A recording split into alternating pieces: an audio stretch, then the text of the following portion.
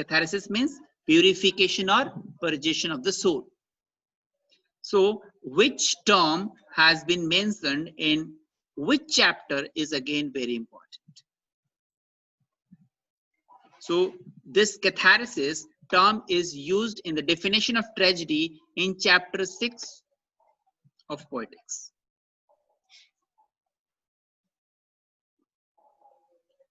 So, catharsis means purgation and purification of the excessive emotion of pity and fear of the audience.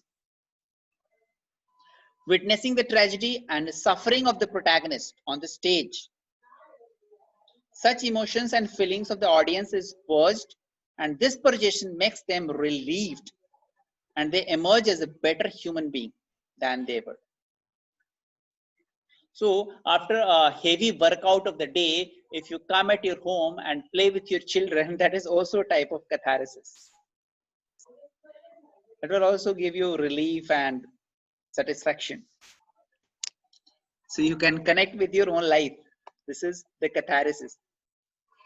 After a whole day of work, you come to your home and you play piano, you play harmonium. That is also a type of catharsis. The next is the next all terms that I'm going to talk is for the characters who are playing on the stage. So the one is hamartia. It appears in chapter number 13. Catharsis appeared in chapter number 6. Hamartia appears in chapter number 13. So hamartia means the error of judgment made by the protagonist inadvertently.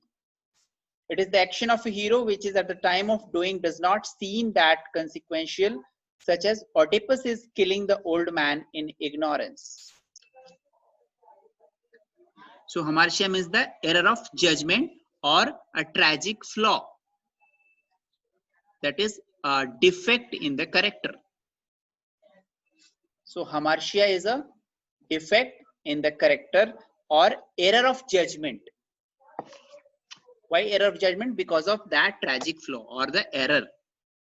So in other words, it can be said that hamartia is the protagonist's error or flaw or defect that leads a chain of plot or action culminating into a reverse fortune.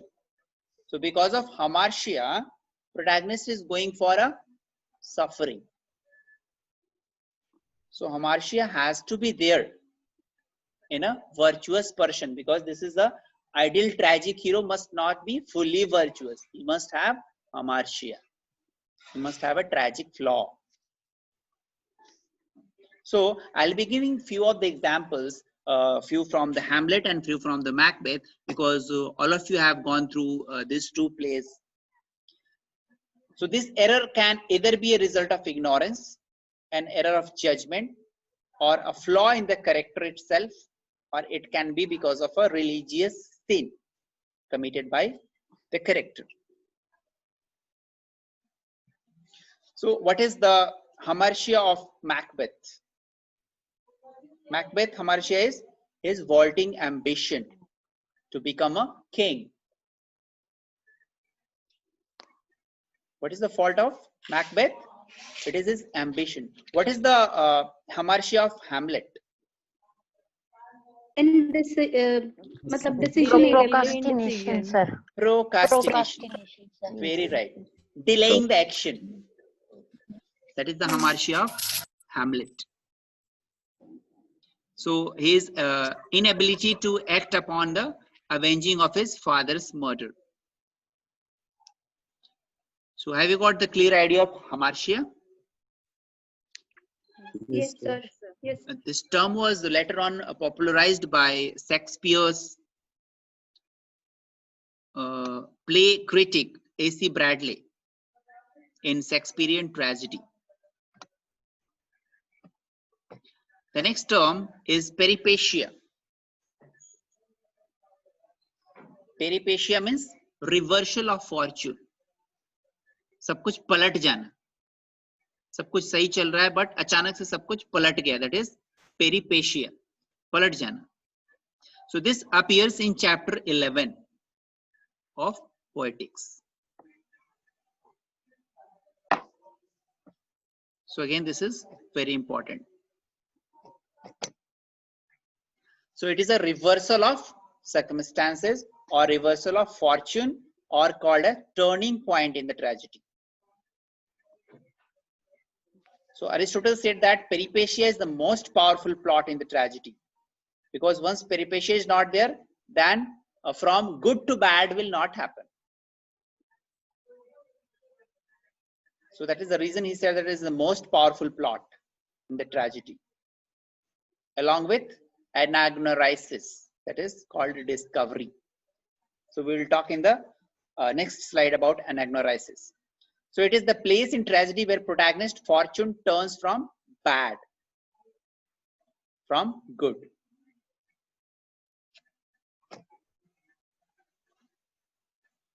So peripecia is a turning point in a drama after which the plot moves towards conclusion, because this is called the climax. So after the climax of the narrative, conflict is resolved, mystery is explained, misunderstandings are clarified, or lovers are reunited. And he says that peripecia and anagnorisis can occur together. Anagnorisis means discovery.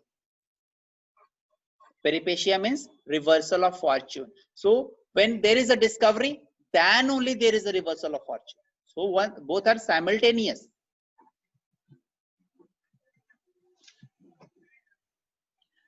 I'll give you one example from Macbeth. When Banquo's son Flints runs away, so there was a prophecy that Banquo's son will become the king. So the escape of Flints is the turning point, because once he is run away, then that creates a turning point in Macbeth. And Banquo's dying words, who is ordering his son Flints to revenge of his death. So this reminds the audience of the witch's prophecy to Banquo that he will be the father to a line of kings, even though he himself will not attain the throne. So this is the turning point of the Macbeth.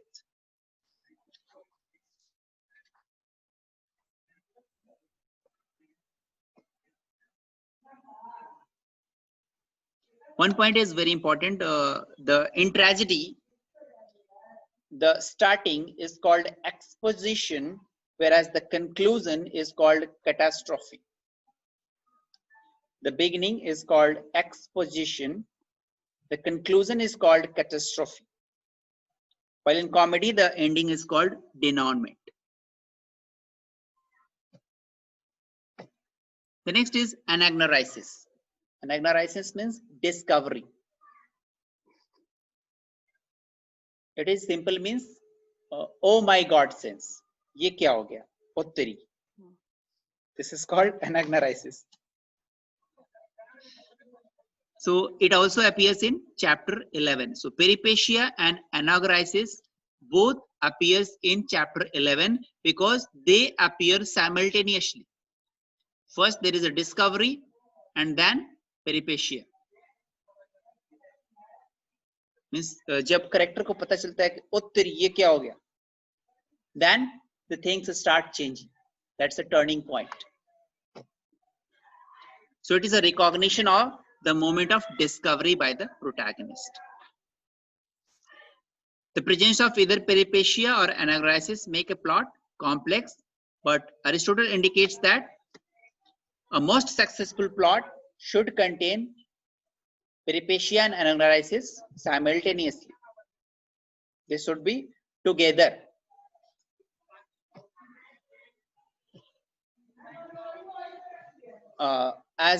In Oedipus Rex, Oedipus killed his father and married his mother, then felt the anagnorisis. When he came to know that the lady with whom he is married is his mother, that is a potteri feeling. Then again in Macbeth, when Macduff reveals, because there was a prophecy that to Macbeth that no man born of women will kill you. But when Macduff reveals the truth that he is from his mother womb's untimely reaped. He is not women born. He is untimely reaped. And that time there is a feeling of anagnorisis to Macbeth. And then there is a reversal of fortune. That is peripecia. So first he felt the recognition, discovery of the fact, and then there is a peripecia. Have you got the idea of peripecia and anagnorisis? Yes, sir. Yes, sir. Yes, sir. So I'll give another example of Hamlet. Hamlet anagnorisis is when he sets up the mousetrap play, which is designed to identify who is the murderer of his father. So in the play, within the play, Hamlet has someone murdering the king Gonzago, who then marries his wife after doing so. And after this scene, Claudius rises from his place and leaves the room.